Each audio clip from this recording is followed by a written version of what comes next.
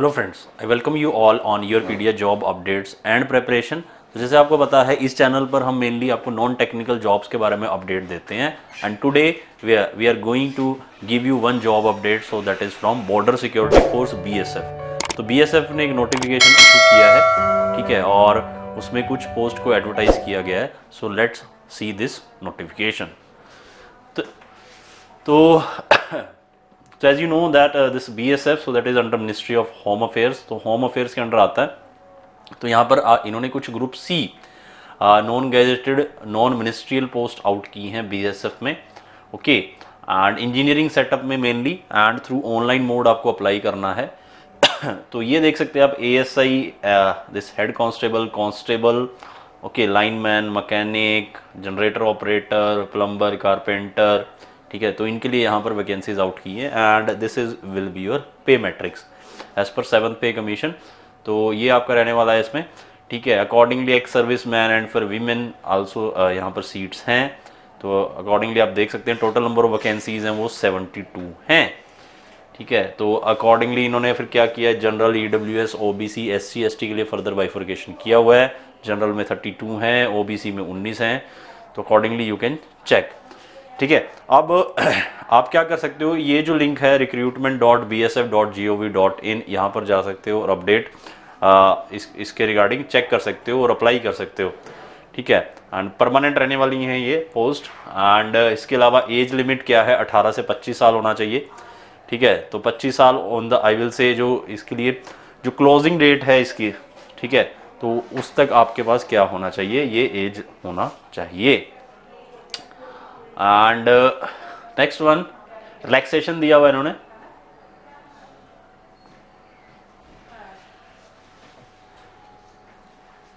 तो educational qualification आप देख लीजिए, draughtsman grade 3, carpenter, plumber, generator operator, तो ये सारा देख लीजिए यहाँ पर।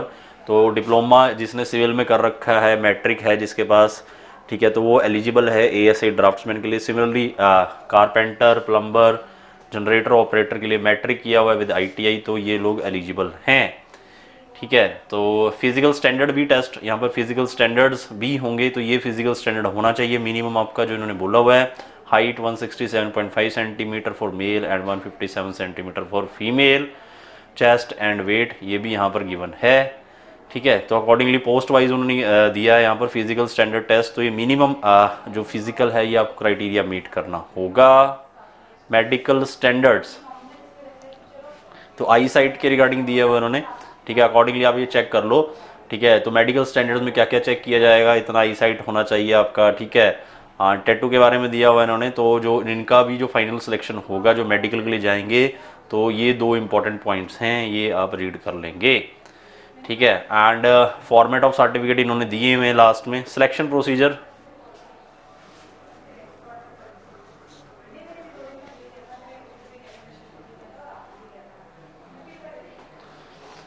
हाँ जी। तो सिलेक्शन प्रोसीजर क्या दिया हुआ है, रिटन एग्जाम होगा इसमें फर्स्ट फेज में, ठीक है। एंड एक कंपोजिट पेपर होगा for 2 hours duration. Objective type होगा विद MCQ। तो general English, general awareness, technical subjects, ठीक है। So that is I will say 20 marks each and then 60 marks technical subjects. तो 100 मार्क्स का होगा ये, ठीक है। तो जो भी आपका टेक्निकल इसमें रहेगा according to your branch trade, तो अकॉर्डिंगली आप उसके 60 क्वेश्चन आएंगे। 40 क्वेश्चन इंग्लिश और GK के रहेंगे। तो 2 घंटे का पेपर होगा, 100 क्वेश्चन 100 नंबर, ठीक है। तो इसमें जो आपका जनरल रीजनिंग है, अवेयरनेस है, इसमें उन्होंने फर्दर बताया हुआ है, ठीक है। एंड ये इसमें नंबर ऑफ क्वेश्चंस और नंबर ऑफ मार्क्स, ठीक है। ये था सब इंस्पेक्टर के लिए, ASI के लिए जो उन्होंने पेपर लेना है। और ये जो अदर पोस्ट है, हेड कांस्टेबल और कांस्टेबल, तो उसके लिए ये पेपर रहने वाले हैं, ठीक है। तो सेम ही है ऑलमोस्ट, उनका टेक्निकल सब्जेक्ट प्लस उनका GK प्लस रीजनिंग। एंड यहाँ पर इंग्लिश की जगह रीजनिंग है, इंग्लिश नहीं है, ठीक है। एंड ITI लेवल का आपका रिस्पेक्टिव ट्रेड का जो टेक्निकल सब्जेक्ट का सिलेबस रहेगा वो आएगा यहाँ पर। Qualifying marks minimum for general, EWS, OBC 45%, SC ST के लिए 40% है, ठीक है। सेकंड फेज एग्जाम क्या होगा, इसके बाद आपका PST होगा, फिजिकल स्टैंडर्ड टेस्ट होगा, देन फिजिकल एफिशिएंसी टेस्ट भी होगा, देन प्रैक्टिकल और trade test and medical examination. And re medical भी हो सकता है, आप अप्लाई कर सकते हो, अपील कर सकते हो, री मेडिकल भी हो जाएगा, ओके तो सारी स्टेजेस क्लियर करनी जरूरी है इसमें। जैसे कल मैंने आपको जम्मू एंड कश्मीर का सब इंस्पेक्टर का बताया था, तो फिजिकल स्टैंडर्ड्स भी करना है, फिजिकल एफिशिएंसी, तो ये सारा आपको क्लियर करना जरूरी है। यहाँ पर फिजिकल स्टैंडर्ड मैं बता चुका हूँ, जो हाइट वेट चेस्ट है। फिजिकल एफिशिएंसी इसमें रनिंग रहेगी आपकी, जंप रहेगी, ठीक है। तो ये सारा कुछ आपको क्लियर करना होगा 10 मिनट में 1600 मीटर करना होगा। और जंप कितने की होनी चाहिए, 4 फीट 6 इंच, ठीक है। तो आपको अपना फिजिकल भी स्ट्रॉन्ग रखना पड़ेगा, ठीक है। एंड प्रैक्टिकल और ट्रेड टेस्ट होगा जो कि आपको क्वालिफाई करना होगा। देन आपका मेडिकल एग्जाम होगा, मेडिकल एग्जामिनेशन होगा, ओके। देन उसके बाद फाइनल मेरिट बनेगी। तो आई विल से इसमें क्या है कि इसमें जो रिटन एग्जाम है, तो सारी स्टेजेस आपको क्वालिफाई करनी जरूरी है। ऐसा नहीं है कि आप किसी स्टेज में रह गए तो वो एलिमिनेट हो जाओगे वहीं पर, तो सारी स्टेजेस क्लियर करनी जरूरी है। रिटन एग्जाम भी, जो कि ASI और हेड कांस्टेबल के लिए सिलेबस अलग है, ठीक है। तो ASI में general English, general awareness plus technical आना है। और जो कांस्टेबल हेड कांस्टेबल है उसकी पोस्ट में जनरल आई विल से जनरल इंग्लिश की जगह आपसे क्या पूछा जाएगा, रीजनिंग पूछा जाएगा, ठीक है। Reasoning, GK and your technical knowledge. Technical knowledge as per ITI जो आपका सब्जेक्ट रहने वाले हैं, ITI में जो आप स्टडी करते हैं। देन उसके बाद आपका जो फिजिकल स्टैंडर्ड्स हैं वो पूरे होने चाहिए, देन ही आप अप्लाई करें, ठीक है। मेडिकल का भी इसमें बताया, आई साइट और टैटू के बारे में बताया, ठीक है। एंड अदर देन दिस उसके बाद फिर आपका जो रनिंग है, जो जंप है, वो भी आपको क्लियर करना है, ठीक है। फिर आपका मेडिकल एग्जामिनेशन होगा इसमें, ठीक है। और बीच में एक ट्रेड टेस्ट भी होगा, ओके। देन आपकी फाइनल मेरिट बनेगी। After completion of medical examination, post wise and category wise merit list will be drawn separately on the basis of marks secured by the candidates in the written exam. तो final जो merit बननी है वो written exam पर ही बननी है, ठीक है। देन डेट ऑफ बर्थ रहेगा इसमें, marks in written exam, alphabetical order in the first name of the candidates appear, ठीक है। तो ऐसे आपकी जो फाइनल मेरिट बनाई जाएगी इन 3 पॉइंट्स को ध्यान में रखकर। बट जो अदर स्टेजेस हैं रिटन एग्जाम के अलावा, वो भी आपको क्वालिफाई करनी है। अगर वो क्वालिफाई नहीं कर पाते तो आपको एलिमिनेट कर दिया जाएगा, ओके। तो कैसे अप्लाई करना है ऑलरेडी मैं बता चुका हूँ। इनकी वेबसाइट पर जाकर recruitment.bsf.gov.in, इसका लिंक भी डिस्क्रिप्शन में प्रोवाइड करवा दूंगा, ठीक है। एंड इसकी जो लास्ट डेट अप्लाई करने की, सो दैट इज 29 दिसंबर। तो एप्लीकेशन फीस कितनी है, 100 रुपीज़ है। I must be clear with this.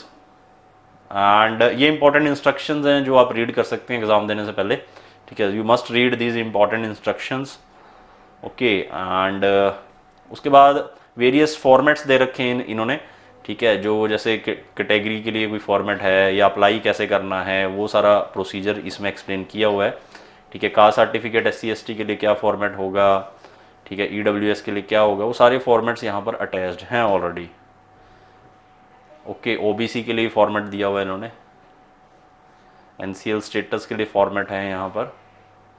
Form of certificate to be submitted by the candidates to avail relaxation in height and chest measurement, okay.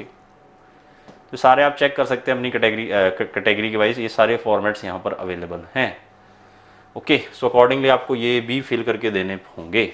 So friends, this was the update from my side. ये update थी मेरी तरफ से। तो जो लोग भी eligible हैं, आई विल से, जिन्होंने ITI किया हुआ इन कोरस्पॉन्डिंग ट्रेड्स में, ठीक है, और जिन्होंने आई विल से इसमें डिप्लोमा किया हुआ है सिविल में, तो वो जरूर अप्लाई करें, ठीक है। अच्छी पोस्ट है, पे स्केल ठीक है, ठीक है। So you should must apply, you must apply for these post and last date to apply is 29 December. So thank you very much friends, keep watching your PDA job update and preparation. Thanks once again.